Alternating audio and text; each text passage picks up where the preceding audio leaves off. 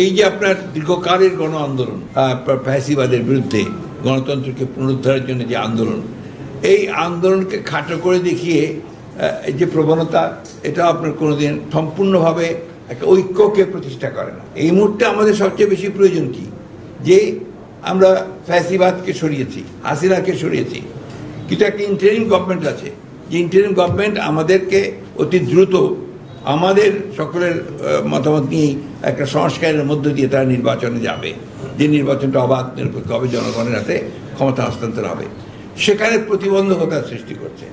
এক, দুই হচ্ছে আপনারা দেখবেন যে আমি একটু খোলামেলাই বলছি আর কি, অনেক সময় দেখা যায় যে অত্যন্ত দায়িত্বশীল রাজনৈতিক দলেরা তারা এমন এমন কথা বলছেন যেটা আপনার সামগ্রিক ঐক্যের জন্য খুব একটা আপনার উপযোগী নয়। এটা একটা সমস্যা। দ্বিতীয় একটা সমস্যা হচ্ছে আপনারা দেখছেন যে আমরা জানি যে এই প্রশাসন এখন পর্যন্ত ফ্যাসিবাদ মুক্ত হতে পারেনি। একমাত্র ওয়ালটন এসি দিচ্ছে 1 বছরের রিপ্লেসমেন্ট গ্যারান্টি। এবং এটা ফ্যাসিবাদ মুক্ত হতে না পারার অন্যতম প্রধান কারণ হচ্ছে এত ডিপ রুটেড চলে গিয়েছিল আপনার এদের ফ্যাসিবাদ, ডিপ স্টেটে তৈরি হয়েছিল, যে সেখান থেকে আপনার এখন ফ্যাসিবাদ বিরোধী লোকজনকেও খুঁজে বের করা কঠিন হয়েছে, তাও তারা করছেন। এখানে আমাদের যেটা সবচেয়ে বড় প্রয়োজন সেটা হচ্ছে আমাদের ঐক্য অটুট রাখা, ধৈর্য রাখা, এই সরকারের সমস্ত কাজকে আপনার সমর্থন দিয়ে এগিয়ে নিয়ে যাওয়ার চেষ্টা করা। আরেকটা বিষয় যেটা আপনি দেখেছেন যে ইন্ডাস্ট্রিয়াল বেল্টগুলোতে যে অশান্তি সৃষ্টি করা হচ্ছে, এর পছন্দ তো সুস্পষ্টভাবে ফ্যাসিবাদের দোষরদেরই আপনার ইঙ্গিত আছে, এটা পরিষ্কার হয়েছে, বোঝাও যাচ্ছে। সেটাই আমাদের কাছে মনে হয়েছে যে একটা চক্রান্ত চলছে।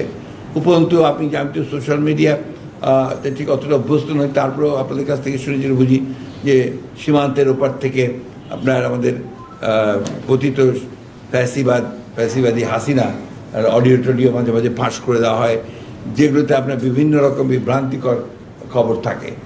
অন্যদিকে আপনারা আরেকটা প্রচারণা খুব চালানো হয়েছে, এটা আবার শুরু করার চেষ্টা করা হচ্ছে, সেটা হচ্ছে যে আপনার বাংলাদেশে যারা ধর্মীয়ভাবে সংখ্যালঘু তাদের উপরে অত্যাচার নির্যাতন চালানো হচ্ছে, যেটা একেবারে টোটালি বাকওয়াজ।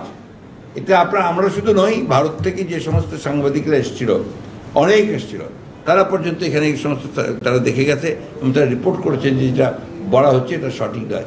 যেটা হয়েছে সেটা হচ্ছে রাজনৈতিক কিছু সমস্যা তৈরি হয়েছে, সেটা সবসময় হয়, হতেই পারে। সুতরাং চক্রান্ত ওই জায়গায়, সেটা আমরা পছন্দ করি না। হ্যাঁ, এবং আমরা পছন্দ করি না, কিন্তু যেটা আপনার সবসময় আমরা বলি এই যে আপনাকে এখন যেটা সবচেয়ে বড় প্রয়োজন এই মুহূর্তে, যে ধৈর্য ধরে সহনশীলতার সঙ্গে যে ইন্টারিম গভর্নমেন্টকে দায়িত্ব দেওয়া হয়েছে তারা যেন কাজ করতে পারে, কাজ করতে দিয়ে অতি দ্রুত যে সংস্কারের কাজে তারা হাত দিয়েছেন, আমরা মনে করি এই কাজগুলো দরকার। এই কাজগুলোকে খুব দ্রুত শেষ করে একটা নির্বাচনের দিকে যাওয়া, যে নির্বাচনটা একটা নিরপেক্ষ সরকারের অধীনে নির্বাচন হবে এবং আপনার একটা অবাধ সুষ্ঠু জনগণ ভোট দিয়ে তাদের প্রতিনিধি নির্বাচন করবে, তারপরেই আপনার বাকি কাজগুলো করা সম্ভব। না, আমরা পরিষ্কার করে বলেছি, আমাদের খুব স্পষ্ট নির্বাচন কেন্দ্রিক যে সংস্কারগুলো প্রয়োজন, অর্থাৎ নির্বাচন কমিশন, প্রশাসন, আপনার আইন শৃঙ্খলা বাহিনী, জুডিশিয়ারি, এই কথাগুলি আমরা বলেছি। যেমন আমাদেরকে অনেককেই আমাদের শাস্তি দিয়ে দিয়েছে, আমাদেরকে শাস্তি দিলে যদি আপনার সেটা 2 বছরের বেশি হয় তাহলে আমরা নির্বাচন করতে পারবো না। তো এটাও আপনার সংস্কার হওয়া প্রয়োজন, তো এই জিনিসগুলো আসতে হবে তো। আর সেই সঙ্গে অন্যান্য সংস্কারগুলো তো আপনি সময় মতো ওই গভর্নমেন্টে আর যে গভর্নমেন্ট আসবে সেই গভর্নমেন্টই করবে। জনগণের নির্বাচন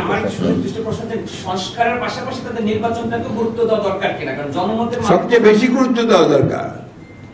এবং যে আপনার একটা নির্বাচন কমিশন সংক্রান্ত, নির্বাচন সংক্রান্ত একটা সংস্কার কমিটি তো করা হয়েছে বদির আলম মজুমদার সবকে দিয়ে বলে, তাই না? আমার তো মনে হয় অতি দ্রুত, এটা 2 মাস লাগার কথা না, এবং 2 মাসের মধ্যেই উনি যদি দিয়ে দেন তার একটা নির্বাচন করে করতে হবে। একটা কথা খুব ভাইরাল হয়েছে, কারণ এখন তো বারবার কিছু জায়গা থেকে বলা হচ্ছে আওয়ামী লীগ বিএনপি মুদ্রা দেখবি, এই কথাটা এটা একটা আপনার খুব একটা পরিকল্পিত একটা আপনার প্রচারণা, পরিকল্পিত অপপ্রচার, এবং এটা করেই তারা আপনার যারা দুষ্টু, যারা আপনার আমি বলি সবসময় যারা ফায়দা লুটতে চায় তারা ফায়দা লুটতে চায়।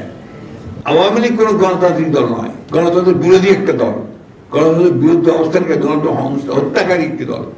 আর বিএনপি হচ্ছে গণতন্ত্রকে জীবন্ত করার দল। 1975 সালে স্বাধীনতার ঘোষক শহীদ প্রেসিডেন্ট জিয়াউর রহমান তিনি একদলীয় গণতন্ত্র ব্যবস্থা থেকে বহুদলীয় গণতন্ত্র নিয়ে এসছেন, মাল্টি পার্টি সিস্টেম নিয়ে এসছেন। Begum Khaleda Zia parliamentary form government নিয়ে এসছেন। আমরাই কেয়ারটেকার গভর্নমেন্ট সিস্টেম চালু করেছি। সুতরাং এই দেশে গণতন্ত্রের প্রাতিষ্ঠানিক উদ্ধার ক্ষেত্রে যে ফান্ডামেন্টাল জিনিস প্রত্যেকটা আমাদের হাতে করা।